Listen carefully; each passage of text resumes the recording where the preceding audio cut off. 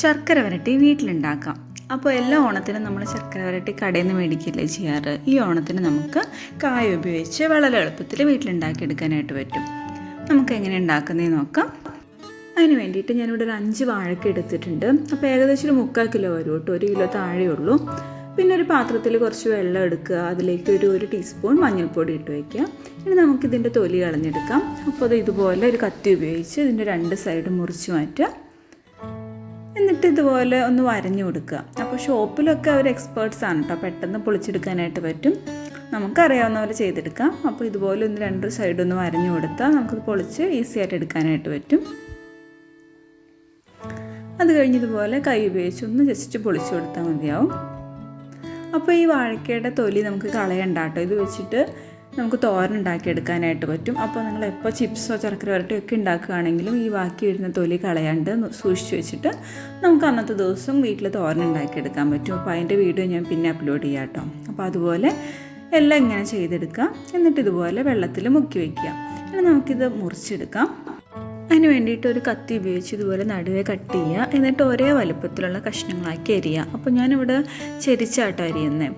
ഏകദേശം ഈ ഒരു വലുപ്പത്തിലുള്ള കഷ്ണമായിട്ട് അരിയണം. പിന്നെ ഇത് ഇതുപോലെ ചെരിച്ച് തന്നെ ചെയ്യണമെന്നില്ല. ഒരു കിച്ചൺ ബാഡ് എടുത്തിട്ട് നമുക്ക് അതിലേക്ക് വെച്ച് നേരെ കട്ട് ചെയ്തെടുത്താലും മതി. ശ്രദ്ധിക്കേണ്ടത് എല്ലാം ഒരേ സൈസിലായിരിക്കണം, എന്നാലാണ് വറക്കുമ്പോൾ നമുക്ക് എല്ലാം ഒരേപോലെ ഫ്രൈ ആയി കിട്ടുള്ളൂ. പിന്നെ ഇതിങ്ങനെ വെള്ളത്തിലേക്ക് ഇടുന്ന നിർബന്ധമില്ല കേട്ടോ, നമുക്ക് വേറൊരു പാത്രത്തിലേക്ക് മാറ്റിയാലും മതി. വെള്ളത്തിലേക്ക് ഇങ്ങനെ അരിഞ്ഞിടുവാണെങ്കിൽ ഇതിൻ്റെ വെള്ളം പോകാനായിട്ട് കുറച്ചധികം സമയം ഒന്ന് മാറ്റി വയ്ക്കണം വെള്ളത്തിൽ നിന്ന് എടുത്തിട്ട്. അപ്പോൾ അത് ഞാൻ ഇതുപോലെ എല്ലാം ചെയ്തെടുക്കുന്നുണ്ട്.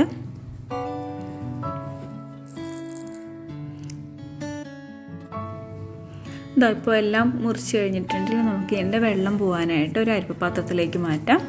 അപ്പോൾ കുറച്ചധികം സമയം തന്നെ വെക്കണം കേട്ടോ, വെള്ളം ഫുള്ള് പോകാനായിട്ട്. നമുക്കിത് വറുത്തെടുക്കാം. അപ്പോൾ അതിന് വേണ്ടിയിട്ട് ഒരു ഉരുളിയോ അല്ലെങ്കിൽ അടി കട്ടിയുള്ള ഏതെങ്കിലും ഒരു പാത്രം എടുക്കുക. എന്നിട്ട് ഇതിലേക്ക് നമുക്ക് ഓയിൽ ഒഴിച്ചു കൊടുക്കാം. അപ്പോൾ വെളിച്ചെണ്ണയോ അല്ലെങ്കിൽ സൺഫ്ലവർ ഓയിൽ ഏതെങ്കിലും ഓയിൽ യൂസ് ചെയ്യുക. വെളിച്ചെണ്ണയിൽ വറുത്തെടുക്കുമ്പോഴായിരിക്കും കുറച്ചുകൂടെ ടേസ്റ്റ് ഉണ്ടാവുക. നമുക്ക് എണ്ണ ചൂടാവാനായിട്ട് വെയിറ്റ് ചെയ്യാം. എണ്ണ ഒന്ന് ചൂടായി വരുമ്പോൾ ആദ്യം അരിഞ്ഞ് വെച്ചിരിക്കുന്ന നമ്മുടെ കായ ഇതിലേക്ക് ഇട്ട് കൊടുക്കുക.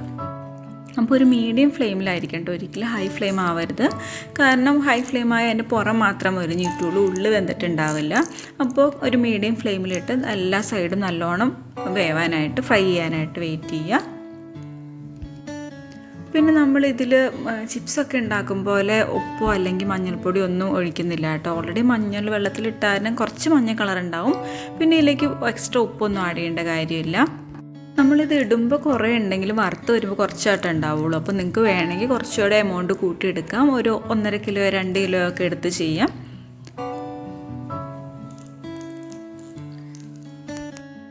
അപ്പോൾ ഇത് ഏകദേശം ഒരു പകുതി ഫ്രൈ ആയിട്ടുണ്ട് കേട്ടോ. അപ്പോൾ നമുക്കൊന്ന് ടെസ്റ്റ് ചെയ്യാനായിട്ട് ഒരു പീസൊക്കെ എടുത്ത് കഴിച്ചു നോക്കാം. അപ്പോൾ അതിൻ്റെ ഉള്ളിൽ വെന്തോന്ന് അറിയാനായിട്ട് പറ്റും. പിന്നെ ഇത് ഫ്രൈ ചെയ്യുമ്പോൾ നമുക്ക് ഇതിൻ്റെ സൗണ്ട് മാറുമ്പോൾ മനസ്സിലാവും ഏകദേശം ഫ്രൈ ആയി തുടങ്ങിയിട്ടുണ്ട്. പകുതി ഫ്രൈ ആയതിനു ശേഷം ഇതുപോലെ കണ്ടിന്യൂസ് ആയിട്ട് ഇളക്കി കൊടുക്കണം. അപ്പോൾ ഇത് നമുക്ക് ഇതുപോലത്തെ ഒരു സൗണ്ട് കേൾക്കും കേട്ടോ ഫ്രൈ ആയി വരുമ്പോൾ. അപ്പോൾ ഏകദേശം നമുക്ക് റെഡി ചെയ്ത് മനസ്സിലാവും. ഇനി കുറച്ചുകൂടെ ഒന്ന് കളർ മാറാനായിട്ട് വെയിറ്റ് ചെയ്താൽ മതി. അപ്പോൾ അതേ നമ്മുടെ ചിപ്സ് റെഡിയായി വന്നിട്ടുണ്ടെങ്കിൽ നമുക്കിത് എണ്ണയിൽ നിന്ന് മാറ്റിയെടുക്കാം.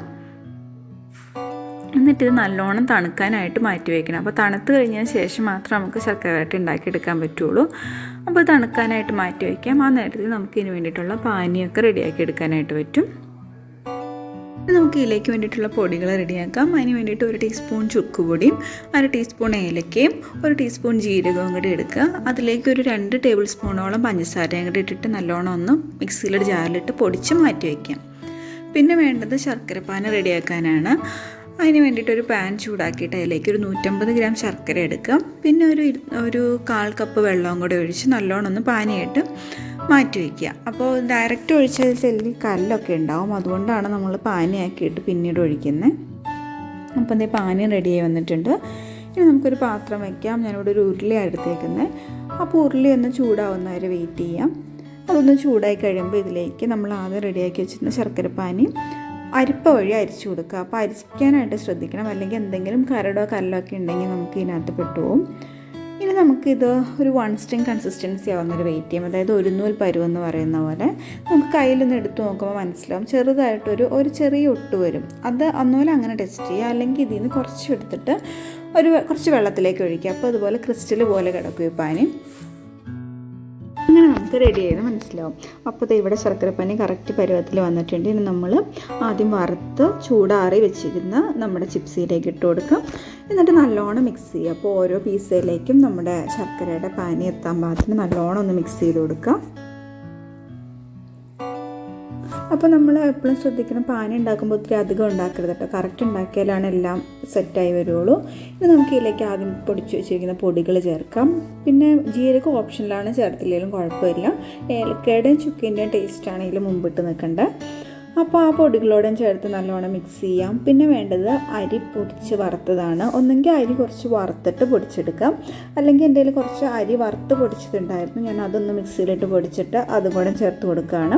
അപ്പോൾ കുറേശ്ശെയായിട്ട് ചേർക്കാം കേട്ടോ, എല്ലാം കൂടെ ഒരുമിച്ച് ചേർക്കാതെ കുറേശ്ശെയായിട്ട് ചേർത്ത് നല്ലോണം മിക്സ് ചെയ്ത് കൊടുക്കുക. എല്ലാ ഭാഗത്തേക്കും എത്താൻ പാകത്തിന് മിക്സ് ചെയ്യാം. അപ്പോൾ ബാക്കി ഉണ്ടായിരുന്നും കൂടെ കുറേശ്ശെയായിട്ട് ചേർത്ത് കൊടുത്ത് മിക്സ് ചെയ്യുന്നുണ്ട്.